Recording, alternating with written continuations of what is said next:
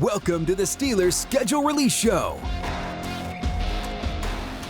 Well, we have made it to Christmas Day on the NFL calendar. We already knew who the Steelers were going to play in 2022, but now we know when and what time the games will take place as it's Schedule Release Day around the league. Hello and welcome to the Steelers Schedule Release Show on KDKa TV. I'm Rich Walsh, and I'm happy to be joined by our current Steelers analyst and former Steelers defensive lineman, Chris Hoke. Chris, first of all, thanks for joining us. Oh, I'm glad to be here. Secondly, when you were a player, did you pay attention to days like this? Did you look forward to seeing the schedule, when you were going to play, where were you going to play, and what time? Richard, we really didn't. Honestly, it's a bigger deal now than it was back then. Back when I was playing, we just found out the schedule was the day after. Now they have this big rollout. They have all this big to-do of what's going on. It's much more exciting, and I like this much better.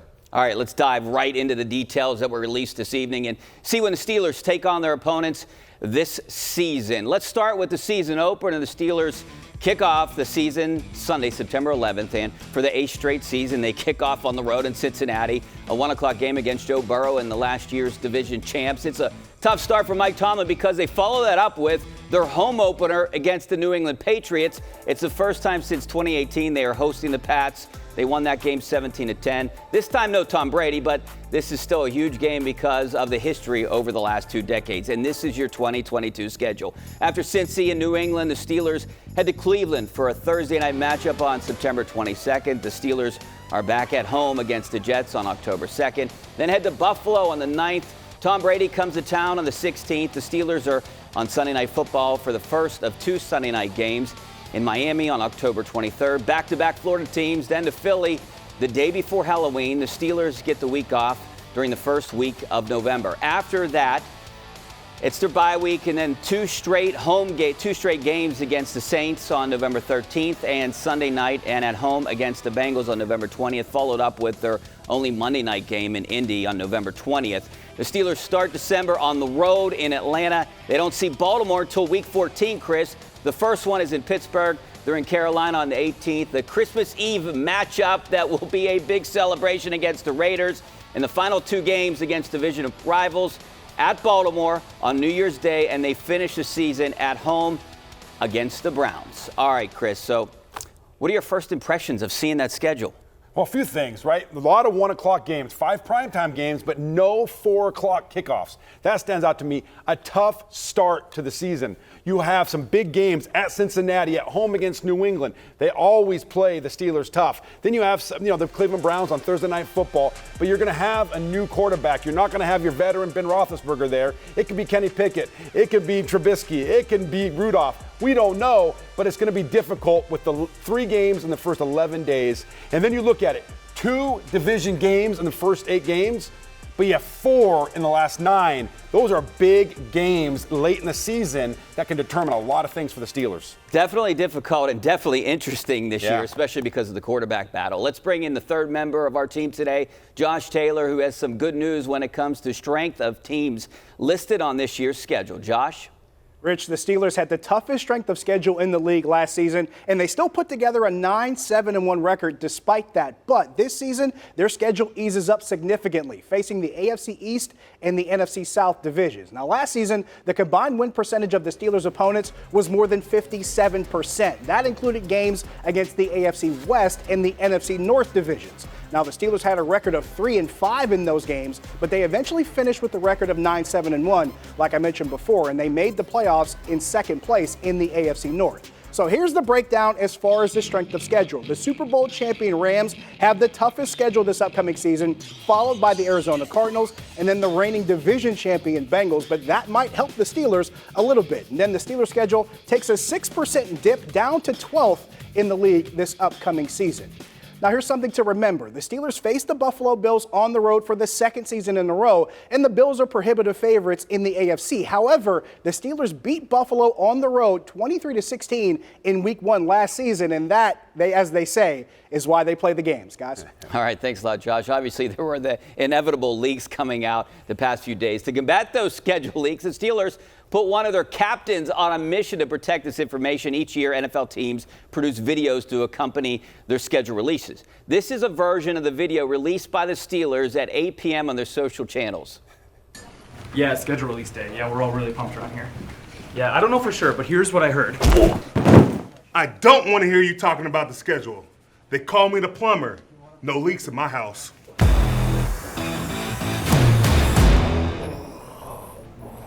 The schedule release is a crazy time of the year for us. Everyone wants to get the information early, and there are leaks all across the NFL. And in Pittsburgh, we're taking a new approach, hiring all-pro defensive tackle Cam Hayward to protect the Steelers' schedule. I take this very seriously. This schedule release is my life. Yo, Wiz. You know I'm really, really busy. So what's up with the fall schedule, man? What's good? You're not supposed to be talking about the schedule right now. All right, though, look. It's not getting out early. Wait, who is that? It's George. Not today, George. He has one job right now, and that's to protect this schedule. Have you seen those primetime matchups? Oh. Did you hear we're playing for the Christmas game? I heard we're playing. Hey, Cam, let me see the schedule, bro. No. Let me see the schedule, bro. No. Let me see the schedule, bro. No.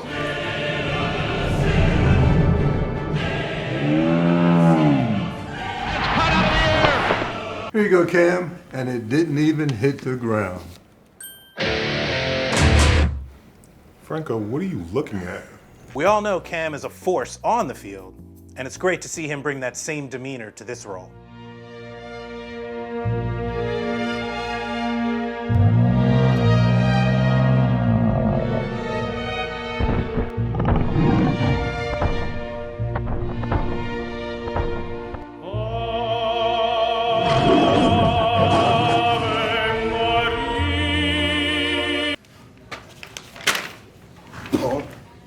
Got the job done. Have an immaculate season? Franco Harris?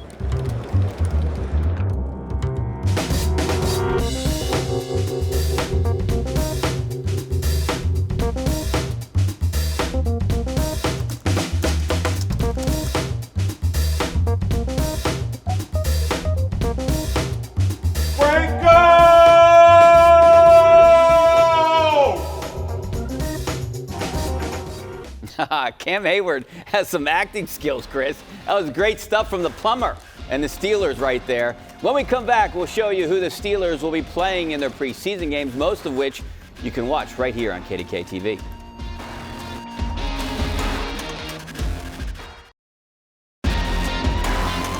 Welcome back to the Steelers Schedule Release Show. Welcome back. Let's take a look at the Steelers preseason schedule. All three games you can see right here on KDKa starting August 13th at home against Seattle. That's a long trip for a preseason game. Then the Steelers travel to Jacksonville on the 20th, and they close out the preseason at home on the 28th. So, Chris, we know the outcome of those games really, that doesn't matter, but with the situation at quarterback this year, I would imagine this will be a pretty interesting preseason. Who's going to be the starter? Who's going to be the backup? Who's going to make the team? Yeah, I mean, it's going to be really interesting, and it's going to be important for the quarterbacks this year to get reps. What we've seen in the past is Ben hasn't been out there. We knew that Ben was going to be there week one, but this preseason, we're going to see a lot of Kenny Pickett. We're going to see a lot of Mason. We're going to see a lot of Mitchell Trubisky, and it's going to be important that they get these reps to get timing, and we will see as we get to the second game, we go to Jacksonville, and as we have Detroit at home in that last preseason game, who really that starting quarterback will be, because he'll get more of the reps so we can get some timing and fluidity with that offense. So it's going to be big for this offense this preseason to get things going so they're hitting the ground running in week one. All right, at this point, nobody knows who will win that starting quarterback job, but there is one thing the Steelers do know about this season, and let's bring in Josh Taylor. Rich, whoever the Steelers starting quarterback is, he won't be playing far from home that much this regular season. Not only is the Steelers' schedule not as strong, but they will also travel the least of any team in the entire National Football League. Now, if you remember last season, the Steelers had 4 games where they traveled outside the Eastern time zone, and the Steelers lost all 4 of those games. Green Bay in Week 4, LA in Week 11, Minnesota in Week 14, and Kansas City in Week 16. But this season, their furthest trip by air mileage will be to Miami to face the Dolphins. And as far as travel, it turns out the Steelers have the easiest travel slate in the league this upcoming season. Not only do they have the least air miles to travel, only 6,400 total, but they also won't leave the Eastern time zone to play a single game. Now, guys, the Steelers have that really convenient travel schedule this upcoming season, but bear this in mind. They will also play 9 games on the road and only 8 at home, and they still have the least number of miles to travel. That's a huge advantage, guys. All right, thanks a lot, Josh. So, Chris, as a guy who saw his share of road trips, long road trips as a player, is that lack of long travel an advantage? I would have to think so, because I'm on these road trips and I don't play and I get tired. Yeah, well, I think it's an advantage on the back end, Richie, because what happens is you get home earlier on Sunday night, right? You play a 1 o'clock game, remember we talked about it, a lot of 1 o'clock games, very few primetime games. You get home 8 o'clock, 9 o'clock. So on Sunday night, you're getting a good night's sleep in preparation for recovery for your body. What's very difficult is when you're playing these games out west and they're a 4 o'clock kickoff or even a 1 o'clock, you don't get home till midnight 1. Your sleep is disrupted and your body and the recovery is much more difficult. Or even later sometimes if it's a West Coast game. Yep. I remember that 2015 road schedule. They had, a night game in San Diego and a late game in Seattle. You got home at 5 in the morning. Yeah, you got home in the middle of the night. Let's take a look at how the Steelers have fared against the teams that they play away from home this year in the division. They beat both Baltimore and Cleveland, but lost to Cincy. But aside from winning at Buffalo last year, it's been a while since they've made trips to places like Miami and Philly. They both lost there in 2016. They also haven't been to Atlanta in 2014. Chris, how do you think Mike Tomlin's teams have played overall on the road? I think they do a pretty good job, right? I think as good as any team in the NFL. It's difficult to go out west for any Eastern team. But I like these games. I like these road games. It's favorable for the Steelers. I think the Buffalo game is going to be much more different this year than it was last year, because last year was week 1. Remember, Richie, week 1, the Buffalo wasn't firing yet. This year, they played them, almost mid-season. Buffalo's going to be ready for the Steelers, looking for revenge. All right, Chris, as a reporter, I like going to places that they don't go too often, like Seattle, Arizona, Los Angeles. But give me your opinion as a player. What is your favorite city or stadium that you like to play in other than Heinz Field? Well, I love to go where there's energy. And the best place for me to play, I loved M&T Bank Stadium. I love playing against the Baltimore Ravens because it was on fire. The energy was there, was unmatched anywhere else, and it was a physical game. So I loved playing against the Baltimore Ravens. Great perspective. Baltimore is one of my favorites to go to, too. All right, coming up next, Missy Matthews sits down with Steelers owner Art Rooney to get his thoughts on this year's upcoming schedule. Stay right there.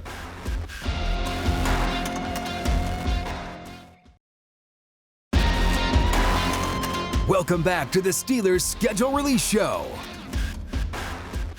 This December, the Steelers will celebrate the 50th anniversary of the greatest play in franchise history and quite possibly NFL history when they recognize the immaculate reception in a ceremony at Heinz Field when the Steelers host the Raiders. Franco Harris will undoubtedly be on hand to take part in what will certainly be a weekend to remember. For more on that celebration and on the entire 2022 schedule this fall, Steelers TV Missy Matthews sat down with Steelers owner Art Rooney. All right, Art, the 2022 schedule has been released. I have to start with week 1, the 8th straight season starting on the road. Is there anything we can do to start at Heinz Field?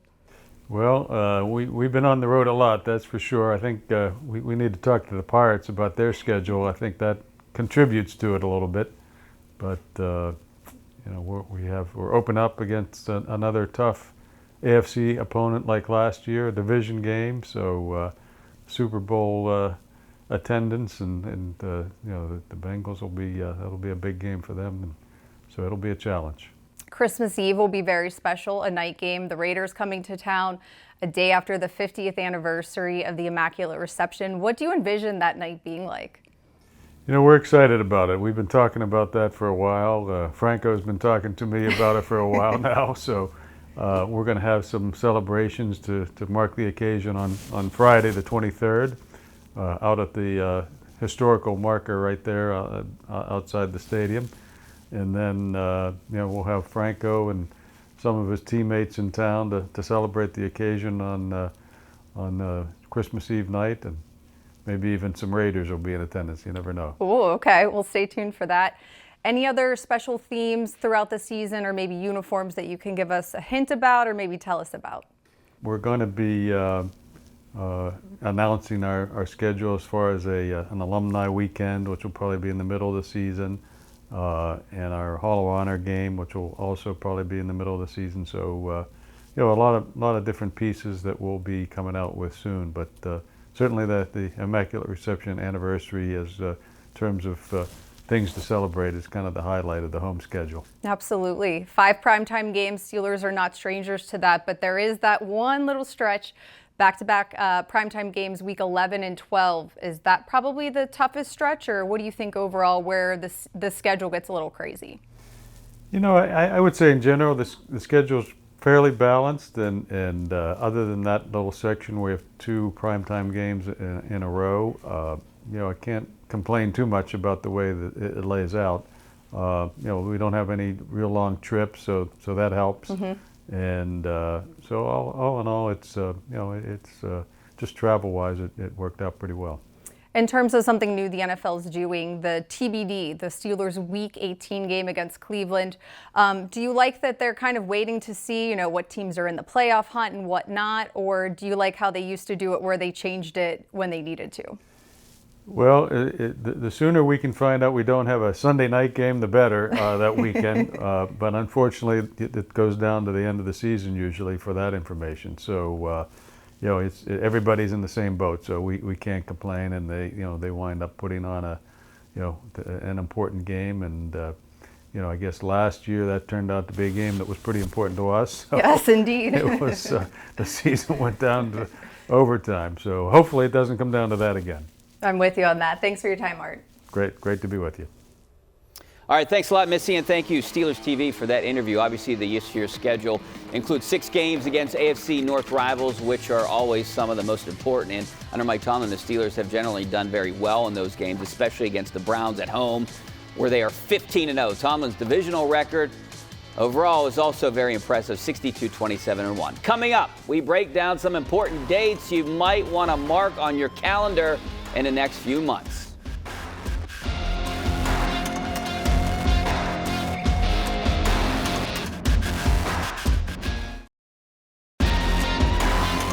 Welcome back to the Steelers Schedule Release Show. All right, welcome back to the show. So we've talked about the schedule of games on the field this fall, but there will be a lot of interest in the practices leading up to those games this offseason. For more on that, let's bring back Josh Taylor. All right, fellas, I'm sure the question that's on a lot of people's minds right now, what's next for this team? Now, we still have a couple months till we see them up close at training camp, but there's a lot to be done before this group gets to St. Vincent College in Latrobe. OTA start in a couple weeks. The first session begins at the Rooney UPMC complex on the south side on May 24th. They'll do a few sessions a week for 3 weeks. Then it's mini camp in late June over on the south side. Then in late July, the Steelers return to Latrobe for training camp for the first time since the 2019 preseason. And Rich and Chris, perhaps the most exciting part, fans will be back on the St. Vincent campus once again, getting an up-close look at this Steelers team during training camp. It's going to be a good time. Thanks a lot, Josh. Chris, I know this might not be a popular opinion in the Steelers locker room because the south side is so convenient, but this is my opinion. I like that they're going back to St. Vincent. There's a lot going on. There's a quarterback battle. Chris, how important are those OTAs and workouts for the Steelers this year? They're huge. Let me tell you why. Because that's the time that you're learning a lot of the playbook. You're learning a lot of the communication, the wording, the verbiage. That's important. Right now, they don't go very hard during OTAs. They're out there in shorts and T-shirts and a helmet, not allowed to make contact. So that's what's really important is the mind part of it, the learning. So when you get to training camp, you're not out there being reactive. You are being proactive. You are attacking and playing downhill. That's why this time is so important. Yeah, Steelers rookie minicamp starts tomorrow. I'll be there. Just about out of time. We'll have final thoughts about the upcoming Steelers schedule right after this.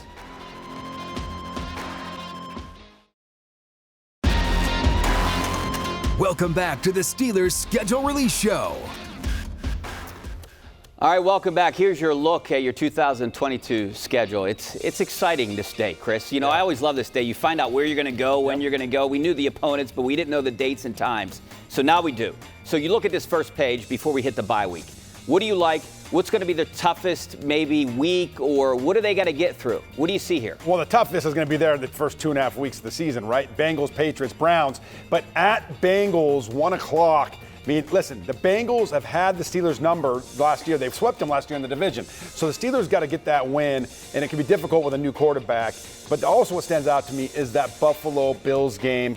They're going to want revenge. That's going to be a very tough physical game, followed up by the Bucs. I don't see too many easy games there. No. I mean, throughout the schedule, maybe Atlanta, and that's good. They have a Monday night, and they followed up with Atlanta. So here's the second half. After the bye week, you got 2 straight home games against the Saints and Bengals. That's not going to be easy. Colts, again, too. What do you like about the second half of the season for the Steelers, or what do you think's interesting? I think it's going to be a very exciting into the season. 4 division games in the last half of the season. Look at that. Baltimore Ravens, week 14 and 17, 4 weeks apart. Those are huge games, and so I really think that this is going to be an exciting finish.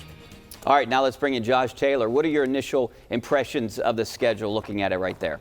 I love the advantage of not being able to travel far, but I'm going to go with Chris on this one. Week 14 at home against Baltimore, really intriguing to me because you're getting to the middle of December. Games are more important. There's a lot more on the line. And Hoke, you know this as well as anybody. Those games are super physical. They're going to be a lot on the line. You're hoping this team is relatively healthy going in, and you're also hoping you're relatively healthy by the time it's all over. So I'll say Week 14 against the Ravens, knowing you're going to see them again a few weeks later in Baltimore.